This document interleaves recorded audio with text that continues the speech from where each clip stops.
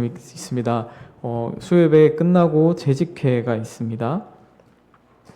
네, 표적을 구하는 세대라는 제목으로 하나님의 말씀 전하도록 하겠습니다. 우리 마가복음과 누가복음에 보시면 오늘 말씀과 똑같은 본문이 등장합니다. 마가복음과 누가복음과 그리고 오늘 본문의 차이점을 이렇게 우리가 찾아볼 수 있습니다. 우리 마가복음 8장 11절을 보시면 이렇게 나옵니다. 바리새인들이 나와서 예수를 힐난하며 그를 시험하여 하늘로부터 표적을 구하거늘 이렇게 말씀합니다. 네. 또한 누가복음에서 보시면 누가복음 11장 16절에서 예수님을 시험하면서 말했다라고 이렇게 이야기합니다. 11장 16절에 보시면 또 더러는 예수를 시험하여 하늘로부터 오는 표적을 구하니라고 이렇게 말씀합니다. 이렇게 오늘 본문 38절과 조금 차이가 있는 것을 우리가 볼 수 있습니다. 그럼 오늘 본문에서는 좀 더 이 다른 본문들과 다르게 다른 것들을 이렇게 강조하고 있다라는 것을 우리가 볼 수 있습니다. 우리 마태복음에서는 다른 복음서에서와 다르게 시험한다라는 말이 나오지 않습니다. 되게 정중하게 이렇게 얘기를 하고 있습니다. 정중하게 선생님이여라고 이렇게 이야기합니다. 그리고 누가복음과 다르게 이 문제를 따로 떼어서 이렇게 설명을 하고 있습니다. 누가복음에서는 이 본문을 가지고 이전에 나왔던 본문인 37절 말씀 이후에 이렇게 넣고 있습니다. 근데 마태복음에서는 오늘 본문을 따로 떼어내서 이렇게 이야기하고 있습니다. 그 예수님께서 무슨 말씀을 우리에게 하고 싶은 건지 우리 예수님의 대답을 통해서 우리 살펴보도록 하겠습니다. 네, 먼저 예수님의 첫 번째 대답은 악하고 음란한 세대가 표적을 구한다라는 말씀입니다. 예수님께서 악하고 음란한 세대가 표적을 구한다라고 말씀하는데 이들의 지금 바리새인과 서기관들의 태도가 어떻습니까? 선생님이여 하면서 되게 공손하게 이야기하고 있습니다. 그런데 바리새인과 서기관들을 향해서 예수님께서는 악하고 음란하다라고 말씀하셨습니다. 이 본문에서는 그들의 의도에는 관심이 없는 것을 우리가 볼 수 있습니다. 이들이 믿기 위해서 선생님이여 표적을 구합니다 라고 했을 수도 있고 또 예수님을 시험하기 위해서 이들이 이렇게 선생님이여 표적을 구합니다 라고 이야기했을 수도 있습니다. 이들의 표적을 구하는 것, 이게 의도와는 상관없이 예수님께서는 표적을 구하는 것 자체가 문제다라고 이야기하고 있는 것입니다. 왜 그렇습니까? 그들은 이미 많은 표적을 보았습니다. 이미 8절부터 시작된 예수님의 사역을 통해서 그들은 예수님의 표적을 계속해서 보았습니다. 그런데 그들이 그것들을 믿지 않고 또 예수님께 표적을 보여달라고 요청하고 있는 것입니다. 의도와 상관없이 이들이 어떤 의도를 가지고 있는지 상관없이 이들이 표적을 구하는 것 자체가 잘못인 것입니다. 예수님의 두 번째 대답은 보여줄 표적이 요나의 표적밖에 없다라는 것입니다. 요나의 표적이 도대체 무엇일까요? 요나에게 표적이라고 할 만한 게 있습니까? 요나의 이야기를 간략하게 말씀드리면 이렇습니다. 우리 잘 아시다시피 하나님께서 요나에게 이것을 니느웨에게 전해라 라고 말씀하십니다.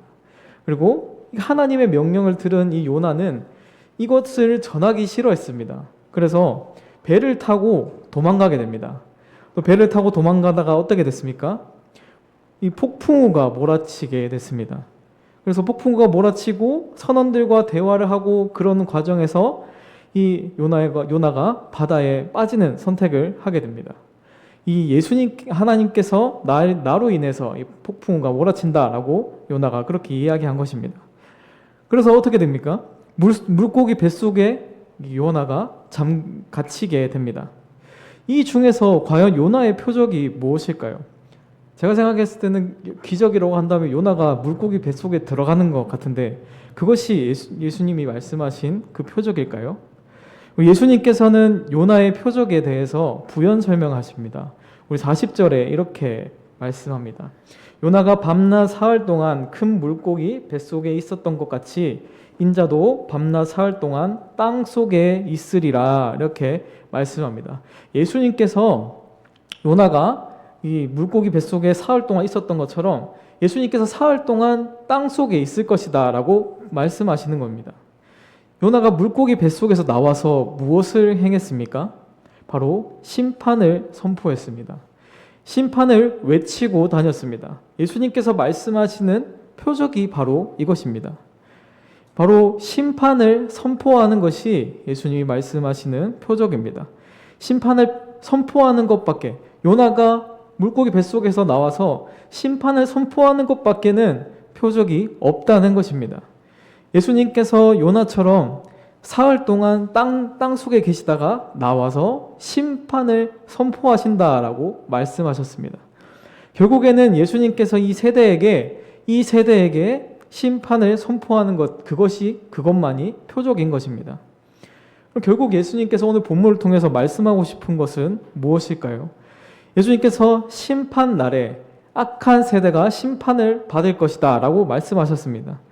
이 세대는 니느웨 사람들에게 정죄받을 것이라고 말씀하셨습니다. 예수님께서 심판을 행하실 때 그때 니느웨 사람들이 와서 이 세대를 정죄할 것이다 라고 말씀하셨습니다. 심판을 들었지만, 그리고 표적을 보았지만 이 악한 세대들은 어떻게 했습니까? 바리새인과 서기관들은 어떻게 했습니까? 이들은 회개하지 않았습니다. 예수님을 인정하지 않았습니다. 심지어 이전 본문에서는 예수님을 귀신의 왕을 힘입어 기적을 행하는 사람이다 라고 그렇게 이야기했습니다. 논리에도 맞지 않은 그런 말들을 했던 것입니다. 표적을 구하고 있는 서기관, 바리새인에게 예수님께서 하고 싶은 말씀은 예수님께서 요나처럼 선지자로 오셨다는 겁니다. 그리고 심지어 그들보다 내가 더 크다, 나는 심지어 완전한 선지자다 라고 말씀하시는 것입니다.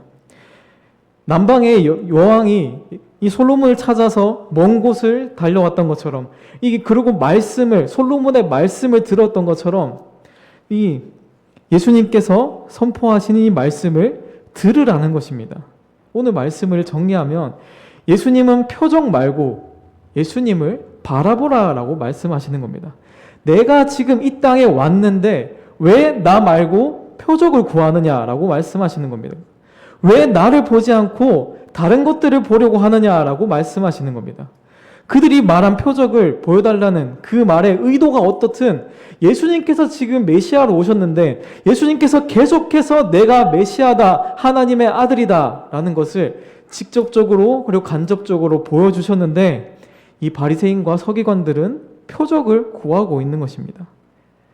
심지어 서기관과 바리새인들은 예수님의 표적을 이미 많이 봤습니다. 손 마른 자를 고치셨고 귀신 들린 자를 고치신 것을 두 눈으로 봤습니다. 그런데 그들은 표적에만 집중했던 것입니다. 그들은 예수님을 받아들이지 않고 표적만 보고 그리고 예수님을 믿지 않았던 것입니다. 이 여러 표적을 통해서 예수님께서 메시아로 선포했던 것들, 그것을 예수님께서는 믿기를 원하셨습니다. 우리에게 이들에게 서기관과 바리새인들에게 그리고 이 세대 사람들에게 이 표적을 행하셨던 이유는 예수님이 메시아라는 사실, 그 사실을 믿게 하기 위해서, 그렇기 위해서 예수님께서 표적을 행하셨습니다.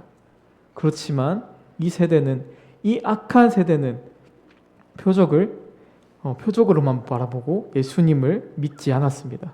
예수님의 선포를 받아들이지 않았습니다. 그래서 예수님께서는 너희가 심판 때에 니느웨에게 정죄 당할 것이다 라고 말씀하시는 겁니다. 그리고 남방 여왕에게 정죄를 당할 것이다 라고 말씀하시는 겁니다. 왜냐하면 그들은 그 심판을 들었음에도 회개하지 않았고 그리고 하나님의 말씀을 듣지 않았기 때문입니다. 우리 예수님께서는 43절에서 45절까지 바로 이 세대의 모습을 이야기해 주십니다. 43절부터 45절까지 제가 읽겠습니다.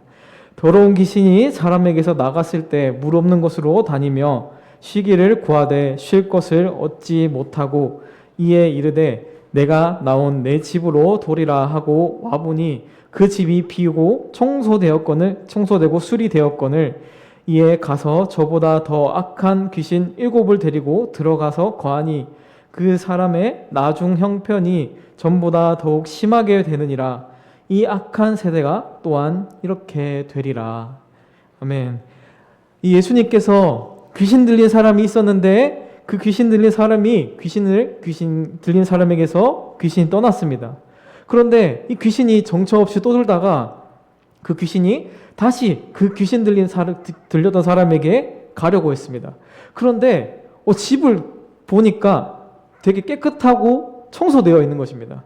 그래서 이 좋은 것을 나만 즐길 수 없다 해서 귀신 7을 데리고 다시 그 귀신 들렸던 사람에게 들어갔습니다. 지금 이 모습이 이 악한 세대의 모습이라고 이야기하는 것입니다.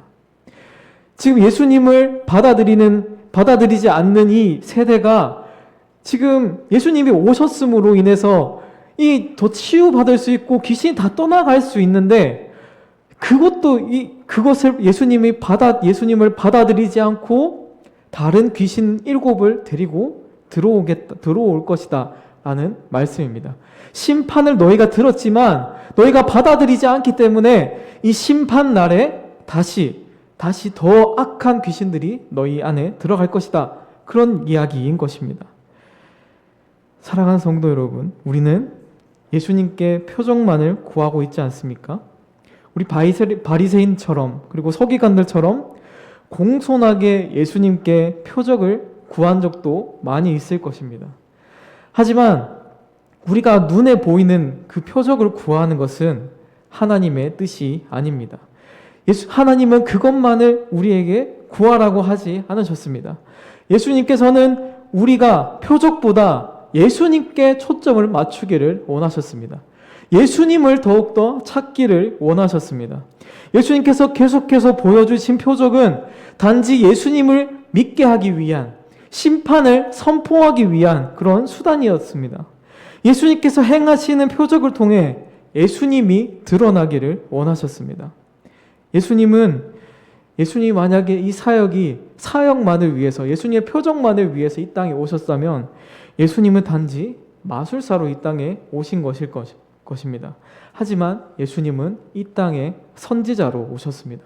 선지자로, 제사장으로, 그리고 우리를 통치하시는 왕으로 이 땅에 오셨습니다.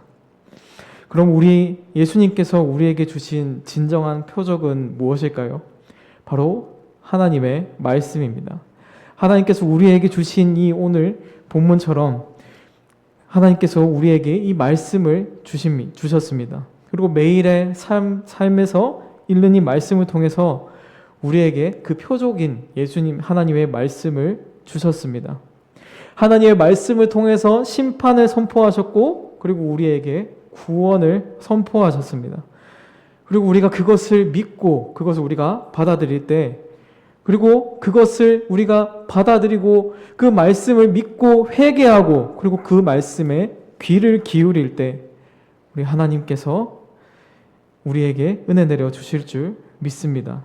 그래서 우리는 남방 여왕이 했던 것처럼 우리는 하나님의 말씀에 귀를 기울여야 하고 하나님의 심판의 말씀을 우리가 들었을 때 우리는 다시 회개하고 하나님 앞에 나아가야 하는 것입니다.